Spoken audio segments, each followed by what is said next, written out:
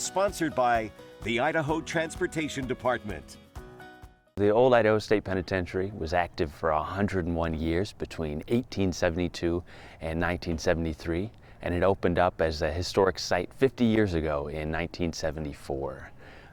The prison held over 13,000 prisoners, including 217 women. And these men and women served, some of them a couple of years, some of them decades, and some of them the rest of their natural lives. The conditions, once you go inside, you'll notice that they were pretty poor. The first 55 years, none of the prison cells had any sort of plumbing. So prisoners used what they nicknamed honey buckets for their toilets. They didn't have running water or flushing toilets in their cells. So the conditions were pretty rough.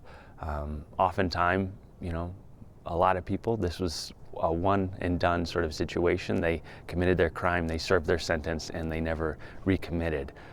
But some men returned here repeatedly. Eventually, in the late 20s, prison cells began to have plumbing, and then the prison exploded in population after World War II. And you'll notice that the cell houses, 4-house and 5-house maximum security, have cells that look a lot more modern and like what we have today. The conditions improved, and the opportunities for prisoners also improved around that time period. They were offered jobs and vocational training, education. They could take college courses and different things like that. Something interesting about the site is everything's done by prison labor.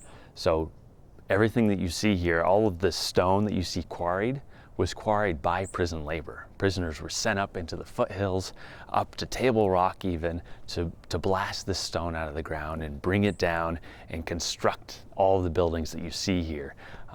Between 1893 and 1894, they built the wall that surrounded the site and the administration building. They also raised all their own food, and so they ate a lot of healthy, organic, natural food here in this dining hall.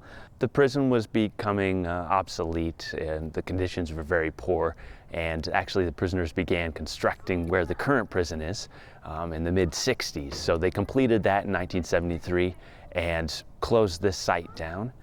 There were plans for a moment to turn this into kind of a shopping center, a cultural center, but the Idaho State Historical Society, our agency who preserves and promotes Idaho's history, we took it over immediately and were able to preserve it and turn it into a museum that's still active today.